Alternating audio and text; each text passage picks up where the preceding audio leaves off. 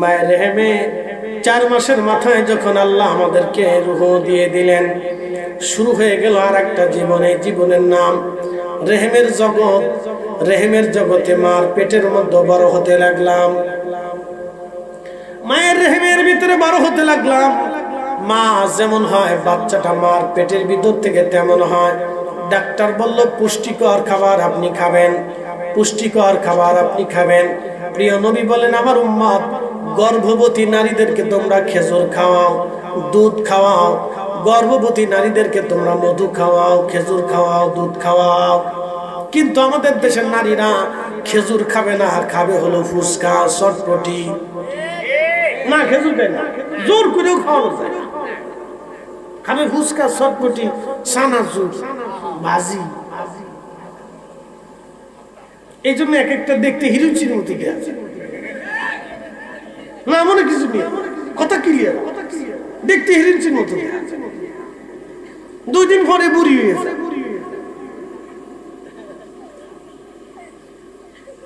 এই বলা বল আসিস না, আসিস না।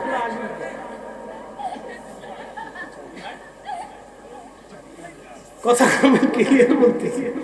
খেজুর আল্লাহ রাসূল বলছেন, উম্মত তোমরা গর্ভবতীদেরকে খেজুর খাও, নারীদেরকে খেজুর খাও। কি দামি খাবার জানে? খেজুর গাছ বানাইছে কেমনে এর ইতিহাস জানে। ইমাম ইবনে কাসির আল বিদায়াতে লেখছে, আদম সফিউল্লাহর যেই মাটি দিয়ে তৈরি করল, এই মাটির অতিরিক্ত কিছু মাটি অবশিষ্ট ছিল, সেই মাটি দিয়ে আল্লাহ খেজুর গাছ বানাইলেন। আসতে হয়ে গেল না সুবহানাল্লাহ? বাজ্জা করে না, আমি বলি না, ইমাম ইবনে কাসির আল বিদায়াতে লেখছে। খেজুর গাছের সৃষ্টির রহস্য নিয়ে উনি কিতাবের মধ্যে লেখছেন। এই জন্য আল্লাহ রাসূল বলছেন তোমরা খেজুর খাও। এই জন্য মানুষের শরীরে খেজুর ঢুকার সাথে সাথে 1 মিনিটের ভিতরে তার সমস্ত পুষ্টিগুণ তার রন্ধে রন্ধে একেবারে চামড়ার কোনায় কোনায়, পশমের গোড়ায় গোড়ায় পৌঁছায় যায়। হ্যাঁ, আমি শুধু ওয়াজ করে গেলাম না, ডাক্তারি করে গেলাম, কবিরাজি করে গেলাম, একবারে গোড়ায় গোড়ায় পৌঁছায় যায়। এই জন্য খেজুর খাওয়াবেন বাচ্চাদেরকে, খালি চিপস খাওয়াবেন, শুধু চিপস খাওয়াবেন, খেজুর খাওয়াবেন, দুধ খাওয়াবে। আমাদের দেশে তো দুধ বেশি, বিড়ি খায়,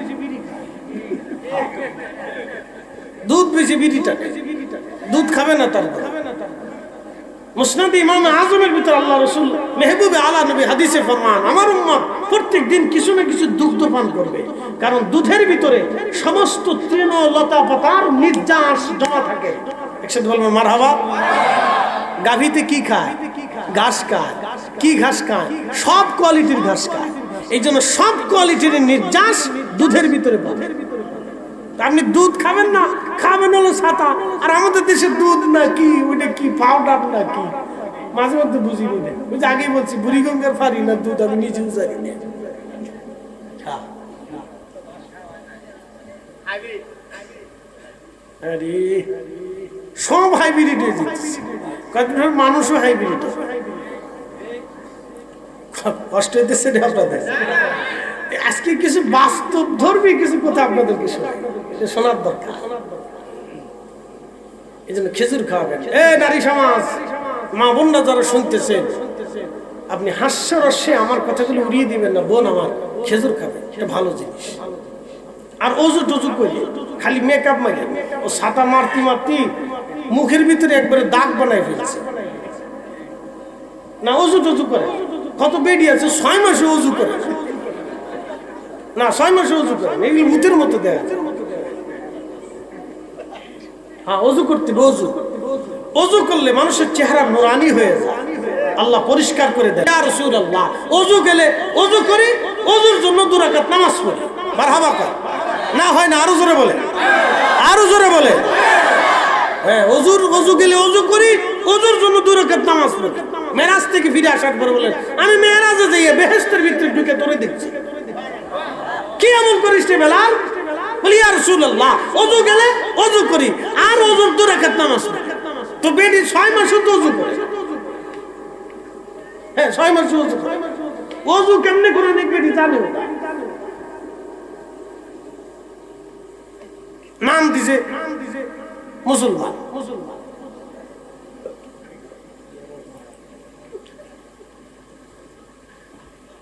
মায়ের রেহেমে রেহেমের ভিতরে সন্তান বড় হতে থাকে। আমি বুঝাচ্ছি যে বাচ্চা কিভাবে তৈরি হয়। মার রেহেমের ভিতরে সন্তান বড় হতে থাকে, মার পুষ্টি হলে সন্তানের পুষ্টি হয়, মা ভালো মন্দ খেলে সন্তানের ব্রেন ভালো হয়। এই জন্য ওই সময় মাকে শান্তশিষ্ট থাকতে হয়। ডাক্তার বলল আপনি রিল্যাক্স করবেন, একেবারে সেফ মতো থাকবেন। মায়ের ঠান্ডা লাগলে বাচ্চারও মায়ের পেটের ভিতর থেকে ঠান্ডা লেগে নিউমোনিয়া হয়ে যায়।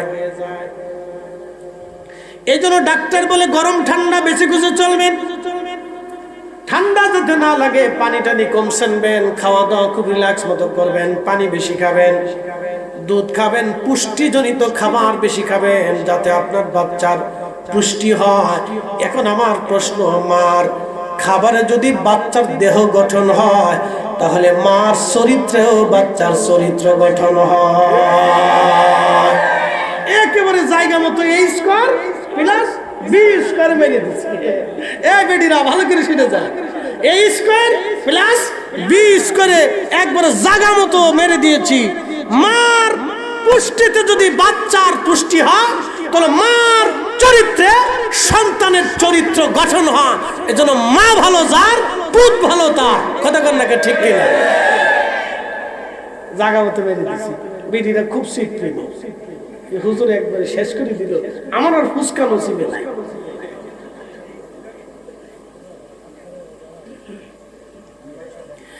মা বোনেরা অনেক কষ্ট নিয়েন না, মুস্কি মুস্কি হেসে হেসে আপনাদেরকে ওয়াজ শোনাচ্ছি। এইগুলি কাজের ওয়াজ, বোঝার ওয়াজ। এই জন্য বাচ্চা যারা তৈরি করবেন, বাচ্চা যারা জন্ম দিবেন, অবশ্যই বাচ্চা জন্ম নেওয়ার সময় আপনাকে ওইভাবে কোরআন পড়তে হবে, ওইভাবে আপনার জিন্দেগি গঠন করতে হবে। ছোট্ট কাল থেকে একটা বাচ্চাকে একটা মা শিক্ষা দিবে, মায়ের উপরে শিক্ষক পৃথিবীতে আর কেউ হতে পারে না। মা বাচ্চাটাকে যেমনে ভাষা শিখায় বাচ্চা সেমনি ভাষা শিখে, মা যেমনে কথা শিখায় সেমনি বাচ্চা কথা শিখে।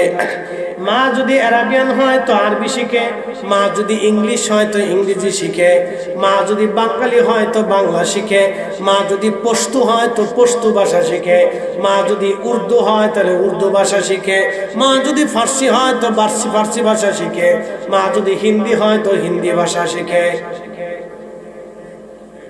মা যদি সিলেটি হয় তো সিলেটি ভাষা শিখে। কিতো বাসনা মালা শুনি কিতা হইতে রে বাসনা, সকাল লোক হইতো না বিকেল লোক হইতো, বউ করে সাপ কিতা হইতে রে সাপ।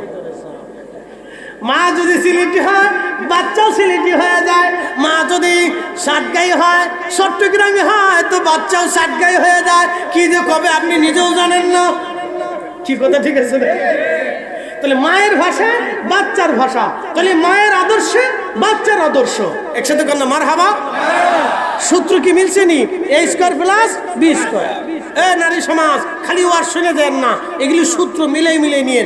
এই জন্য বাচ্চা গঠন করতে হলে মাকে গঠন করতে হয়। আমরা হুজুরদের কাছে আইনে পরে এই আইনে বিয়াদব বানাইয়া তারপরে হুজুরের কাছে হুজুর বিয়াদব হয়ে গেছে, উনি মানুষ করে দেন। তোর হুজুর ভিড়াইয়া বুঝাইয়া দুয়াইয়া আদর করে গোসল করাইয়া হেসাব করাইয়া তারপরে কুলানো যায়।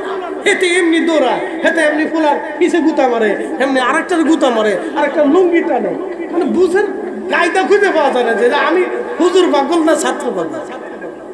হুজুরের জান শেষ করে ফেলে একবার। যেটা দুষ্ট এটা বলে আছে অনেক দুষ্ট মানুষ বানায়।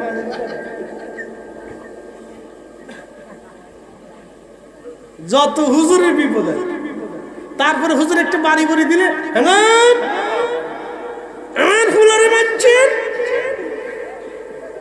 দেওয়ার সময় কিন্তু পেয়ে গেছে হুজুর খালি হাড্ডিটা ফিরিয়ে দিয়ে দেওয়ার সময় খুব বুঝাইতো, হুজুর খালি হাড্ডিটা ফিরিয়ে দিয়ে আমার ফুলা মানুষ করতো। এরপর হুজুর একটা বাড়ি মারে, আমার ফুলারে বাচ্চা বাস্তব থেকে বলতেছে। এই জন্য মা বাচ্চা গঠন করবে, আমরা গঠন করবো না, মা বাচ্চা গঠন করবে।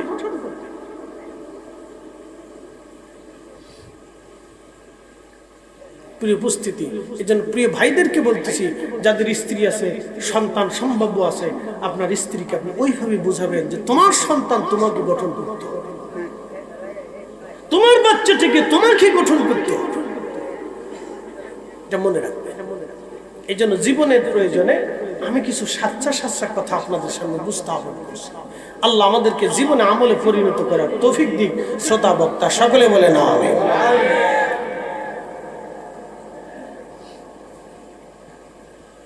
প্রিয় উপস্থিতি, এই যে বাচ্চাটা মায়ের রেহেমের ভিতর থেকে দুনিয়াতে আসলো, মার অনেক কষ্ট হয়, একেবারে শেষ ওয়াজ। বাচ্চাটা দুনিয়াতে আসার পরে মার অনেক কষ্ট হয়, বিরাট বড় কষ্ট। মার রেহেমের ভিতরে যত বড় হতে থাকে মার কষ্ট তত বাড়তে থাকে। বহু রজনী মার ঘুম হয় না। বাচ্চা, আমি মার পেটের ভিতরে লাথি মেরেছিলাম, আমি মার পেটের মধ্যে হাত দিয়ে আঘাত করেছিলাম, মাথা দিয়ে আঘাত করেছিলাম। মা ঘুমিয়ে পড়েছে, আমার আঘাতে মার ঘুম ভেঙে গেল। এইভাবে বহু রজনী মার ঘুম নষ্ট হয়ে গেল। প্রসব বেদনায় মা মৃত্যুর সম্মুখীন, একেবারে মুমূর্ষ অবস্থায় আমি দুনিয়াতে এসেছিলাম। আমার চেহারাটা দেখার পরে মার সব দুঃখগুলি ভুলে গেল। 2 বছর পর্যন্ত মা আমাকে দুধ পান করাইলেন, পেশাব পায়খানা সাফ করাইলেন। আমার ভাষা মা ছাড়া আর কেউ বুঝতো না, আমার দুঃখগুলি মা ছাড়া আর কেউ বুঝতো না। এই 2 বছর না, বাচ্চা বড় হওয়া পর্যন্ত একটা মা, বাচ্চাটা কখন অসুস্থ হয় কখন সুস্থ থাকে মা সবচেয়ে বেশি বুঝে। ওই সময় বাচ্চা মুখে মুখে ফোটা ফোটা কথা বলে, পৃথিবীর কেউ ওই ভাষা না বুঝলে মা সেই ভাষাটা বুঝে। এই জন্য আল্লাহ বললেন, ওয়াকাদা রাব্বুকা আল্লা তা'বুদু ইল্লা ইয়্যাহু ওয়া বিল ওয়ালিদাইনি ইহসানা।